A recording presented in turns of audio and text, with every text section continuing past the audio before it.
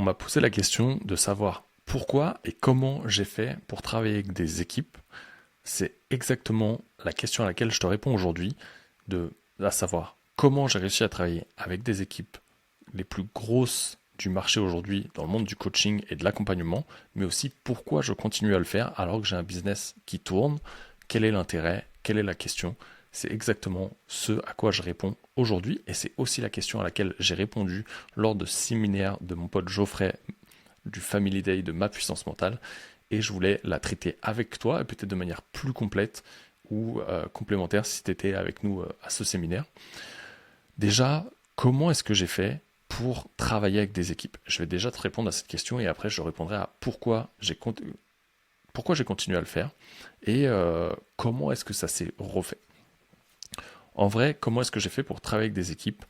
La question elle est hyper simple. J'ai bossé aujourd'hui avec 4 équipes en tout. J'ai bossé en tout premier lieu avec l'équipe de Jeremy Coleman sur Coleman Publishing. Ensuite, j'ai travaillé avec Aline de The Bee Boost en tant que mentor sur l'édition de la BSB 2.0 qui devait être sa 3e édition, si je ne me trompe pas, ça devait être en 2022. Et ensuite, j'ai travaillé avec Brenda Boukris sur Attitude Séduction, qui était un programme de leadership et d'accompagnement pour les femmes. Et là, on est à 3 équipes. Et ensuite, j'ai bossé avec la BizDev Family, qui était un accompagnement euh, pour des gens qui voulaient se reconvertir vers un nouveau métier où ils formaient des business développeurs. Business développeurs, c'est quoi? Je te fais la petite parenthèse, c'est des personnes qui vont traiter, qui vont permettre de développer le business d'un partenaire, tout simplement. De par du ads, de par de la création de contenu, et qui vont vendre par affiliation avec une commission plus ou moins grosse en fonction du deal checké avec le partenaire. Bref, tu l'auras compris, en gros, ils permettent de développer le business d'un partenaire au travers de leurs actions, que ce soit du setting, du call, du ads, bref, la stratégie qu'ils auront décidé de mettre en place et sur laquelle on les forme. Ça, c'est les 4 grosses équipes avec qui j'ai bossé au cours de ces 2 dernières années, même depuis l'été 2021, même si je ne me trompe pas. Donc c'est au cours de ces 3 dernières années, ça va bientôt faire 3 ans que je bosse avec des équipes et que je continue à le faire. Comment est-ce que je suis rentré dans la toute première équipe? La toute première équipe, ça a été celle de Jeremy Coleman. À l'époque, on échangeait, moi je sortais de plusieurs programmes business, j'avais un business qui vivotait, je dirais, mais qui tournait pas suffisamment pour moi. On a eu de nombreux échanges avec Jérémy. L'avantage qu'on avait avec Jérémy, c'est qu'on se connaissait d'avant. Si tu l'as suivi un peu ma carrière aujourd'hui en tant que coach, j'ai switché de coach de vidéaste à coach en 2020 pendant le Covid. Ça a été vraiment pour moi la période d'introspection, de remise à plat et où j'en ai profité aussi pour faire ma maison et profiter de la famille. Et pendant toute cette carrière de photographe et vidéaste, j'ai rapidement bossé avec des entrepreneurs du web, ce qui n'était pas le plan de départ. Le plan de départ était vraiment de me former à la vidéo dans le milieu du mariage et de kiffer ça, d'aller capter des émotions et de les retransmettre, ce que j'ai continué à faire et que je kiffais, mais les 80% de mon activité était avec des infopreneurs, des entrepreneurs du web. Avec Jérém, on s'est connus comme ça à l'époque, on s'est connus sur un des séminaires d'une cliente, on a échangé et on est plus ou moins resté en contact, on s'est revus des fois de temps en temps sur Paris. Quand j'ai échangé avec lui à l'été 2021, il m'a proposé petit à petit, je crois que c'est arrivé vers septembre ou octobre, d'intégrer l'équipe. De là, je suis rentré, j'ai fait tout le process d'entretien et je suis rentré au sein de l'équipe de Coleman Publishing. À l'époque, le programme s'appelait l'Académie des génies, qui est devenu aujourd'hui l'accompagnement bronze. Ça a été le premier engouement, enfin le premier entraînement et je suis resté 2 ans avec l'équipe. Ce qui s'était passé en 2021, c'est que j'avais suivi aussi la BSB, donc le programme d'activité de Aline Bartoli, de The Bee Boost. Et en ayant fait partie du programme, en décembre 2021, j'interviewe Aline, alors même le soir, on allait à la soirée de Romain Collignon. Et moi, je sortais de mon praticien PNL. Et le soir, on se fait le podcast. J'avais loué un Cocoon, c'est les petits bureaux que tu peux louer à l'heure ou à la journée sur Paris. Et en sortant, elle me dit, putain, j'ai un truc trop ouf à t'annoncer. Viens, on remballe, on prend l'escalier, on commence à y aller à pied. Et on récupérait ma caisse que j'avais laissée dans un parking, le parking de l'hôtel, du coup, où on se formait pour la partie Prat. Bref. Et de là, du coup, elle me fait cette proposition d'intégrer l'équipe. Pourquoi? Tout simplement parce que j'avais su me démarquer au travers du programme, au travers des lives, et pourtant je venais pas souvent au live, de par ma personnalité, de par mon branding, de par qui j'étais, et aussi de par l'expérience que j'avais acquis et peut-être accompli ou les actions que j'avais accomplies. Ça a été comment je suis rentré dans la 2e équipe. La troisième équipe, ça s'est fait un peu au bouche à oreille, qui était une recommandation à la base de Raphaël Torel, qui a bossé aussi avec Aline, qui était devenu un pote, que j'ai croisé aussi chez Romain. Et en fait, Raph m'a dit, bah, attends, j'ai une pote qui cherche à recruter. Et en fait, il m'en a parlé genre en juillet. Et il me parlait de Brenda, du coup. Et là, à ce moment-là, on est en septembre 2022 maintenant. On est en septembre 2022 et en fait, j'ouvre mon Facebook et j'avais commencé un peu à la suivre sur les réseaux, mais j'avais vu aucun post de recrutement et moi, j'avais laissé passer un peu le truc. Donc, je sais plus, septembre ou août peut-être, un mois plus tard. Et là, je vois passer le post et du coup, je postule tout simplement à une offre de poste que j'avais vu passer. Et donc, pareil, je fournis les lettres de recommandation, je prends tout le process de coaching, mise en situation, mise en cas pratique. Comme à mon habitude, j'envoie tout dans l'urgence, dans genre la dernière heure à laquelle il fallait que je les rende à Brenda. Et donc, j'ai passé ou la main ou pas les tests, je sais pas, mais du coup, je les ai passés et j'ai intégré l'équipe pour 6 mois. Et après, j'ai laissé ma place à Thierry. Et ensuite, la BizDev, comment ça s'est passé? Ça a été là, pendant ma période de piscine, où c'est Arnaud, qui était le mec qui m'a fait les tests de recrutement à l'époque chez Coleman Publishing, qui est venu m'envoyer un message en me disant, écoute, je bosse avec des mecs géniaux, Rachid est avec nous, et est-ce que tu veux intégrer l'équipe? Je sais qu'ils vont rechercher un coach mindset, si tu veux, je te mets en relation. Du coup, il m'a mis en relation avec avec la cofondatrice des trois, parce que les deux autres sont des mecs. Et donc, du coup, pareil, j'ai passé les process et les étapes de recrutement. Le bilan dans tout ça, c'est quoi? C'est quelles ont été les différentes étapes? La première, c'est que j'ai intégré de par mon réseau, parce que je connaissais la personne, parce qu'elle savait ce que je valais plus ou moins, et qu'on a trouvé un deal à l'époque de, ok, comment on peut bosser ensemble, et est-ce que c'est smart pour vous, de par l'énergie et ce que je peux vous apporter, pour bosser ensemble? Donc, le premier point, c'était mon réseau. Le deuxième levier, c'est que j'ai fait partie du programme et donc j'étais un alumni, un ancien élève. Ça, c'est la deuxième méthode qui va te permettre d'intégrer un programme en tant que coach. La troisième méthode, c'est quoi? Bon, pour moi, elle a été cumulée en tout cas aux deux premières, mais c'est de postuler simplement en suivant les gros coachs du marché qui vont faire des offres de recrutement et qui vont pouvoir te recruter si tu passes les tests haut la main. Le quatrième, pour moi, il a marché un peu comme le premier, ça a été mon réseau, mais derrière, j'ai quand même passé les tests. Et là, j'ai réintégré une des anciennes équipes avec qui je travaillais. Si tu veux le découvrir, moi, je t'invite en tout cas à venir sur le Telegram de la tribu des entrepreneurs vikings.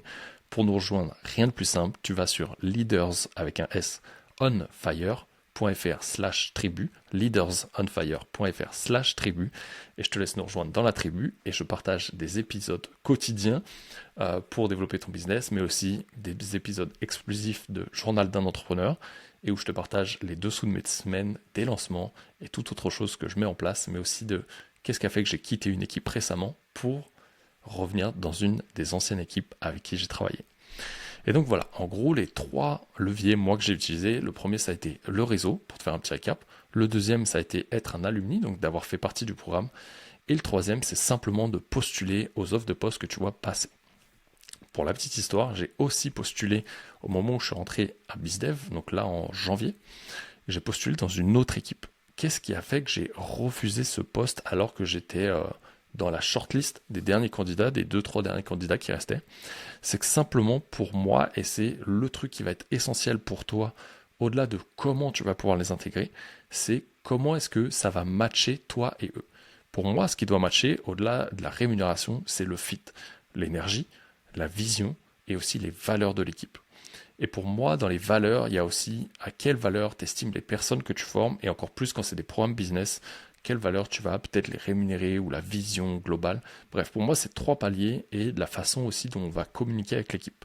Pour moi, s'il n'y a aucune communication dans tous les membres de l'équipe pour que ce soit une équipe soudée et que chacun bosse dans son coin mais qu'on se voit jamais, ça, c'est des trucs que j'apprécie pas forcément. Là, ce qui s'est passé avec cette équipe, sans donner de nom, c'est que le fit avec la recruteuse était magistral, j'ai ultra kiffé. Et en fait, c'était une période où je savais pas trop quelle activité je relançais. J'étais à cheval sur la piscine, à cheval sur le coaching. J'avais besoin aussi de regoûter au coaching pour savoir si c'était vraiment le truc qui me faisait vibrer. Je revenais un peu de cette période de questionnement et aussi d'immersion au sein de deux entreprises qui m'ont permis d'ajuster moi, en tant que gestionnaire et chef d'entreprise, ma posture, ma position, mais surtout la gestion de ma boîte pour rattraper des erreurs passées. Et là, ce qui s'est passé, c'est que c'était pas OK pour moi le tarif qu'il proposait. Il était beaucoup trop bas par rapport à ce que j'avais eu avant. Et pour arriver à avoir ce que j'estimais le minimum, il me fallait un très gros volume horaire, ça dépendait du nombre de personnes qu'ils allaient faire rentrer. Bref, mais face à ça, vérifie que tout colle et n'y va pas uniquement pour la motivation argent. Deuxième partie de ce podcast, pourquoi est-ce que j'ai choisi de travailler avec des équipes? Alors à la base, je ne l'ai pas vraiment choisi. Là, à la base, l'opportunité avec Jérémy qui est tombé en 2021, ça a été une opportunité. Je l'ai saisi parce qu'il y avait un bon deal, c'était cool, et j'aimais beaucoup l'énergie de Jérémy, et j'ai apprécié en fait petit à petit en essayant, en osant. Je me suis dit, cool, en fait ça arrivait à un bon moment, je pouvais voir les dessous des équipes, comme on bossait, avoir une belle synergie, et aussi avoir un peu comme dans un mastermind ou une équipe de buddies, tu vois, ou de petits groupes que tu te crées pour t'entraider, et bah, ça m'a donné cet effet-là. Derrière, j'ai rejoint Aline parce que je kiffais le programme, je kiffais ce qu'elle avait construit et j'étais drivé un peu par son énergie, ça me faisait kiffer de pouvoir découvrir son écosystème. Et qu'est-ce qu'a fait aujourd'hui que je continue encore à bosser avec des équipes? C'est que déjà, c'est hyper cool parce que j'ai pas à prévoir une partie des recettes de l'entreprise. Il y a une partie qui tombe ferme, actée de OK, on fait tant d'heures, on se pose. Alors certains vont te payer à l'heure, d'autres vont te payer au forfait, ça sera à voir avec les équipes. Mais là, je sais que systématiquement, tous les mois, il tombe un minima. Et pour moi, c'est hyper cool parce que ça me permet de me dire OK, cette partie-là, alors aujourd'hui, je me suis beaucoup réorganisé pour que tout tombe sur les mêmes journées, mais je sais que cette partie-là, elle paye ces charges-là, ça paye ces trucs-là, et que moi, ça me permet de découvrir un écosystème, de communiquer avec une équipe, de voir les dessous d'une entreprise qui est beaucoup, beaucoup plus grande que la mienne.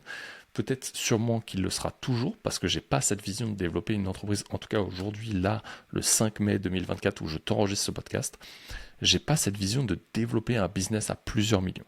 Par contre, ce qui est hyper intéressant, c'est de voir les systèmes qui sont mis en place, les synergies au travers de l'équipe, de comment tu recrutes, comment est-ce que tu ajustes dans l'urgence, et que nous, on participe aussi à cette stratégie, à cette mise en avant, et que moi, ça me permet aussi d'agrandir mon réseau, soit de partenaires, soit de live, mais aussi de me performer en tant que coach. Pour moi, ces programmes ont été un réel entraînement.